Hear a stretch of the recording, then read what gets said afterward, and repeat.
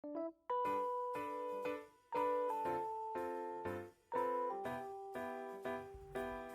teman-teman, di video kali ini saya akan menjelaskan tentang pembuatan media pembelajaran audiovisual dengan materi ajar teks berita. Sebelum lanjut ke penjelasan selanjutnya, mari kita simak bahan-bahan yang diperlukan.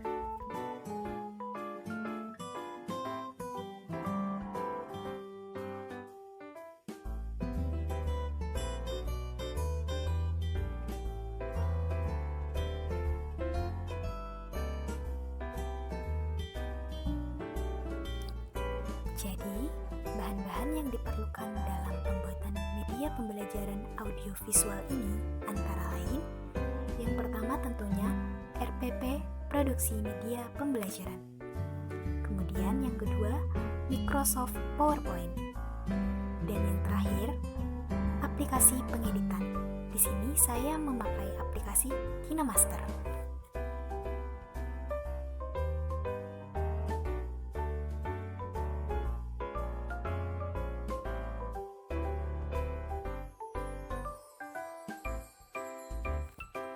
Selanjutnya, adapun cara pembuatan.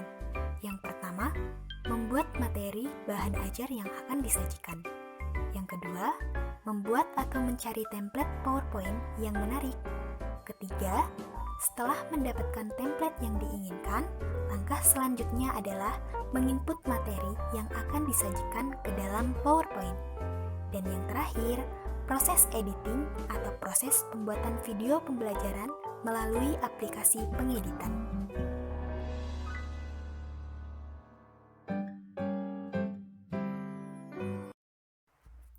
Dan selanjutnya ialah cara penggunaan atau penerapan. Nah, di sini untuk dapat melihat video pembelajaran dengan judul teks berita, langsung saja klik link di bawah ini. Pada kesempatan kali ini, kita akan mempelajari tentang unsur-unsur yang ada di dalam teks berita.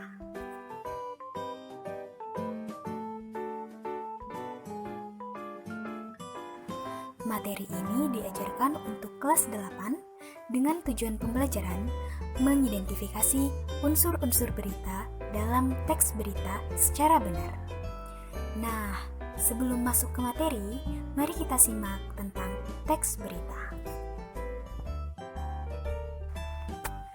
Adakah teman-teman yang tahu apa itu teks berita?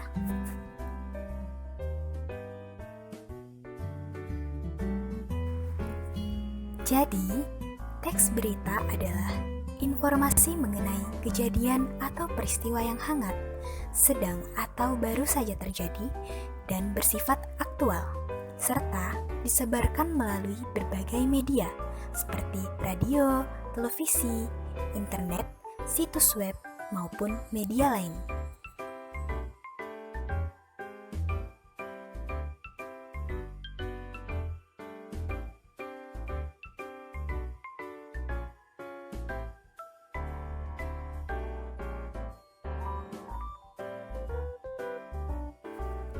Selanjutnya ada unsur-unsur berita. Di sini, unsur-unsur berita dapat disingkat menjadi kata adik simbol. A yang berarti apa, D yang berarti di mana, K yang berarti kapan, C berarti siapa, M yang berarti mengapa, dan B yang berarti bagaimana. Selain itu, biasa juga kita dengar dengan sebutan kata 5W tambah 1H. W1 yang berarti what atau apa, W2 yaitu when yang berarti di mana, W3 yang berarti where atau kapan, W4 yang berarti who atau siapa, dan W5 yang berarti why mengapa, dan yang terakhir H yang berarti how bagaimana.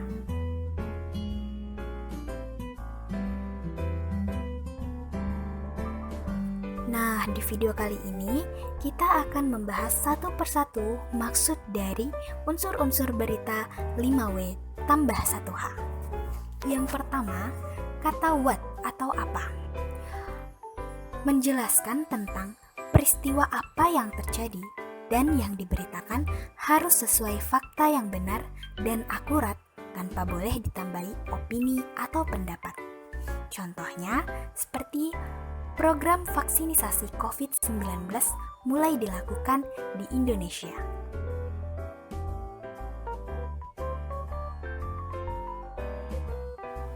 Selanjutnya ada kata who atau siapa.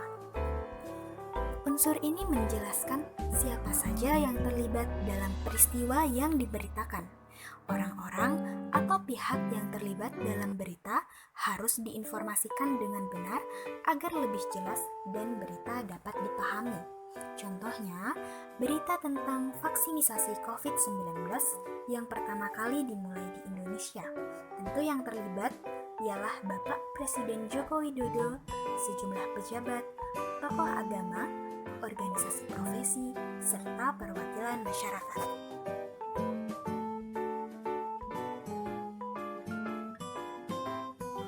Selanjutnya ada kata when atau kapan. Unsur ini menjelaskan tentang waktu terjadinya peristiwa yang sedang dibahas dalam berita. Maksudnya, waktu terjadinya peristiwa harus dijelaskan secara jelas, sehingga berita mudah dimengerti dan tidak menimbulkan kesalahpahaman. Contohnya, pada berita program vaksinisasi COVID-19 mulai dilakukan di Indonesia terjadi pada hari Rabu, tanggal 13 Januari 2021.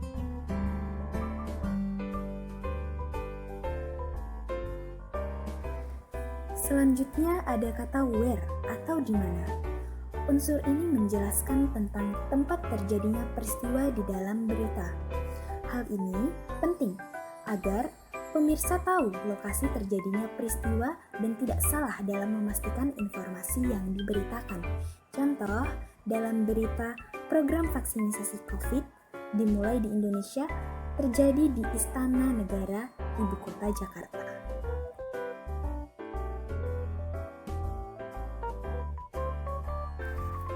Selanjutnya ada kata why atau mengapa. Unsur ini menjelaskan alasan kenapa peristiwa di dalam berita itu bisa terjadi. Selain itu, dibahas juga tentang latar belakang alasan-alasan yang membuat peristiwa bisa terjadi sehingga pemirsa bisa tahu informasi yang lebih detail. Contoh, pada berita program vaksinisasi yang diadakan di Indonesia.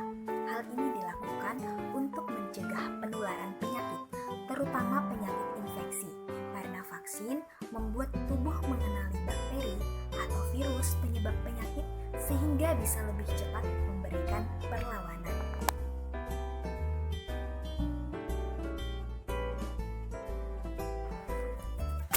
Nah, yang terakhir ada kata how atau bagaimana. Unsur ini menjelaskan tentang proses atau kronologis peristiwa di dalam berita bisa terjadi.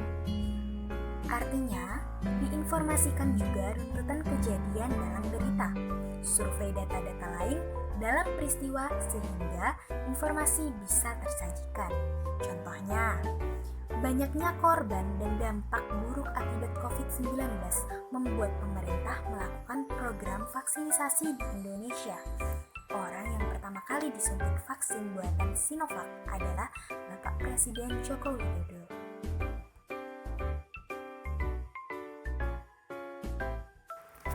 Setelah menyimak penjelasan tadi, apakah kalian sudah paham?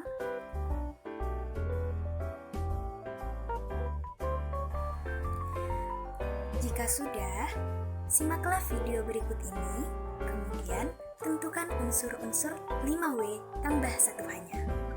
Selamat mengerjakan dan sampai jumpa lagi. Terima kasih telah menonton video ini. Wassalamualaikum warahmatullahi wabarakatuh. Kita ke sorotan pertama di Kompas Pagi hari ini, saudara, di mana hujan yang mengguyur sejak Jumat malam hingga Sabtu dini hari ini menyebabkan sejumlah ruas jalan tergenang. Di akses jalan Kemang Timur dan Kemang Utara, Mampang, Jakarta Selatan terputus akibat banjir. Banjir setinggi kurang lebih 1 meter ini akibat hujan deras dan luapan air kali Krukut. Menurut warga, banjir sudah merendam perumahan Kemang Timur, Kelurahan Bangka, dan juga sekolah yang berada di wilayah itu. Ketinggian air mencapai 1 meter. Sejumlah warga memilih untuk mengungsi. Dari sini sih ke pinggang. Pinggang saya tadi, saya udah coba masuk ke pinggang. Saya dari rumah terus mau keluar. Oh, komplek mana ini, Mas? Ini di Jalan Kemang Timur 1 di SMA 60. Dekat SMA 60 ya? Ya, SMA 60 SMP 124. Banjir juga merendam permukiman padat penduduk di Jalan Petogogan, Kebayoran Baru, Jakarta Selatan setinggi 1 hingga 1,5 meter Sabtu dini hari. Air masuk ke permukiman sejak Jumat malam ketika kawasan diguyur hujan deras. Selain ratusan rumah warga, sejumlah kendaraan roda 2 juga terlihat turut terendam. Menurut warga, sebagian penduduk masih bertahan di lantai 2 rumahnya menunggu evakuasi dari petugas. Sebelumnya, saudara, banjir di Jalan Petogogan sempat surut pada Jumat sore. Tetapi hujan deras yang mengguyur kawasan ini membuat air dari aliran Kali Krukut kembali meluap ke permukiman warga. Banjir mulai dari jam berapa tadi, Bang? Kira-kira dari jam 8-an, Bang. Jam 8 malam tadi ya? Iya. Pas hujan lagi deras-deras tadi loh. Deras banget, Bang. Bang, ini ketinggiannya di sini dari berapa meter, Bang? Di rumah saya udah hampir 1,5 meter. 1 meter setengah. Pinggir kali pemukiman RT 15 sama RT 11. Oh, ini kali apa, Bang? Kali Krukut. Kali Kerukut. Kita masih di lantai 2. Cuman kedalaman di dalam rumah sudah hampir 60 cm. Di Jalan Haji Nawi dan Fatmawati, Jakarta Selatan, air menggenang dengan ketinggian bervariasi. Air meluap ke jalan dari saluran drainase hingga ketinggian 30-40 cm pada dini hari tadi. Intensitas hujan yang tinggi dan saluran yang tidak menampung debit air membuat sejumlah ruas jalan di Jakarta Selatan tergenang air. Sejumlah petugas PPSU Kelurahan Gandaria Selatan tengah berada di lokasi banjir untuk memberitahu pengendara yang ingin melintas agar mencari jalan alternatif. Dari jam setengah 1, 24.30 ya, setengah 1. Oh, pas hujan deras tadi, Bang, berarti, Bang, ya? Iya, hujan deras sekali. Ini di sini ketinggiannya berapa senti, Bang? Kira-kira nih di atas 50 cm, Bang, kalau untuk di Haji Nawi Raya. Berarti ini nggak bisa dilalui kendaraan atau gimana, Bang? Iya, nggak bisa dilalui kendaraan roda 2 maupun roda 4. Ini kalau di sini emang sering banjir apa emang gimana, Bang? Ya memang satu datarannya rendah, dua juga ada saluran ini air sungai, aliran sungai yang melintas di tengah ini. Oh, berarti untuk sementara jalannya ditutup dulu, Bang, ya? Ya harusnya ditutup sih lah. Petugas mappingnya itu yang bertugas saya dan teman saya supaya kendaraan itu nggak lewat sini gitu, nggak menabrak jalan. Tapi ada aja yang Bandel ya, Bang? bandel ya begitu, mogok akibatnya. Sementara itu, Jalan Raya Pasar Minggu dan Duren 3 tergenang dengan ketinggian mencapai 40 cm. Kendaraan roda 2 yang dipaksa melintas mengalami mati mesin atau mogok. Tak hanya jalan utama Jalan Raya Pasar Minggu, air juga meluap hingga ke permukiman warga dan warung makan. Air masih menggenangi sejumlah titik jalan di Jakarta akibat curah hujan yang tinggi. Buruknya sistem drainase diduga menjadi penyebab terjadinya banjir hingga ke jalan utama.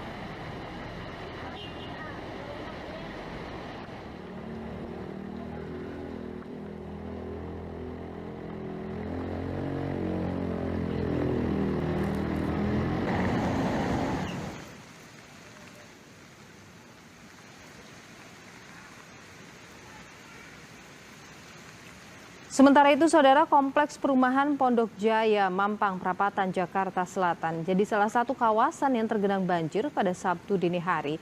Ketinggian air mencapai 60 cm. Titik ini merupakan jalan kompleks Pondok Jaya yang juga menghubungkan kawasan Mampang dan Kemang. Untuk sementara, akses menuju kawasan ini ditutup menghindari hal yang tidak diinginkan. Intensitas hujan yang tinggi sejak Jumat malam membuat permukaan air naik mencapai 60 cm. Perumahan Pondok Jaya menjadi lokasi yang rawan banjir.